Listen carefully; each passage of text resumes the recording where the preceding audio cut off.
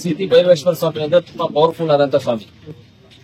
ಅವ್ರಿಗೆ ಸಿಟಿ ಭೈರವೇಶ್ವರರಿಗೆ ಇಡೀ ಕರ್ನಾಟಕ ತಮಿಳು ರಾಜ್ಯಾದ್ಯಂತ 2 ರಾಜ್ಯಗಳಲ್ಲೂ ಅವ್ರ ಮಕ್ಕಳೇ ಅಲ್ಲ, 2 ರಾಜ್ಯಗಳು ಅವ್ರ ಮಕ್ಕಳೇ ಇದ್ದಾರೆ. ಆಂಧ್ರ ಪ್ರದೇಶದಲ್ಲಿ ಇದ್ದಾರೆ ಅತಿ ಹೆಚ್ಚು. ಕರ್ನಾಟಕ, ತಮಿಳುನಾಡು, ಆಂಧ್ರ ಪ್ರದೇಶ ಸೇರಿ ಎಲ್ಲಾ ರಾಜ್ಯಗಳಲ್ಲಿ ಸಿಟಿ ಭೈರವೇಶ್ವರ ಮಕ್ಕಳು ತುಂಬಾ ಜನ ಇದ್ದಾರೆ. ಅವ್ರ ಮನೆ ದೇವರು ಸಿಟಿ ಭೈರವೇಶ್ವರ ಮನೆ ದೇವರು ತುಂಬಾ ಜನ ಇದ್ದಾರೆ.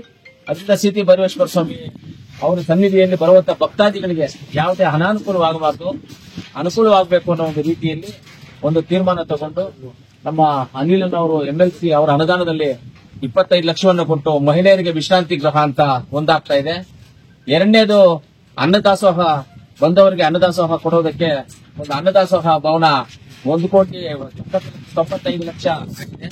ಅದಾದ್ಮೇಲೆ ಇನ್ನೊಂದು 15 ಲಕ್ಷ ಕುಳ್ಳಕಟ್ಟೆ ಅಂದ್ರೆ ಹಿಂಡ್ ಹೊಡೆಯೋದು, ದೇವರಿಗೆ ಕೂದು ಕೊಡುವಂಥದ್ದು, ಮುಡಿ ಕೊಡೋದು, ಅದೊಂದು 15 ಲಕ್ಷ ರೂಪಾಯಿದಲ್ಲಿ ಕೂದು ಕೊಡೋದು, ಸ್ನಾನ ಮಾಡೋದು, ಎಲ್ಲ ಇದೆ, ಆಲ್ರೆಡಿ ಇದೆ. ಇನ್ನ ಸ್ವಲ್ಪ ಹೆಚ್ಚಿಗೆ, ಯಾಕಂದ್ರೆ ಭಕ್ತಾದಿ ಜಾಸ್ತಿ ಆಗಿರೋದ್ರಿಂದ ಇದೆಲ್ಲ ಮಾಡಬೇಕು ಅನ್ನೋ ಒಂದು ಉದ್ದೇಶದಿಂದ ಇವತ್ತು ಮಾಡ್ತಾ ಇದೀವಿ.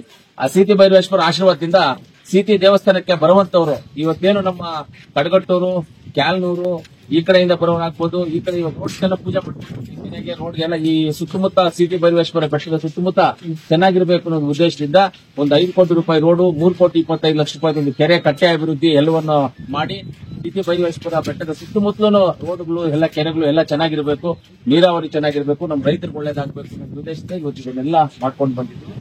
ದೇವರಲ್ಲಿ ಕೇಳ್ಕೊಳ್ಳೋದು ಇಷ್ಟೇ, ಒಳ್ಳೆತನಕ್ಕೆ ಒಳ್ಳೇದ್ ಮಾಡ್ಲಿ, ಕೆಟ್ಟತನಕ್ಕೆ ಕೆಟ್ಟದೇ ಮಾಡ್ಲಿ ಅಂತ ದೇವರಲ್ಲಿ ಪ್ರಾರ್ಥನೆ ಮಾಡ್ತಾ ಇವತ್ತು ಈ ಕಾರ್ಯಕ್ರಮಕ್ಕೆ ಆಗಮಿಸತಕ್ಕಂಥ ಎಲ್ಲ ನಿರ್ಮಿತ ಕೇಂದ್ರ ವತಿಯಿಂದ ಮಾಡ್ತಾರೆ ಸರ್.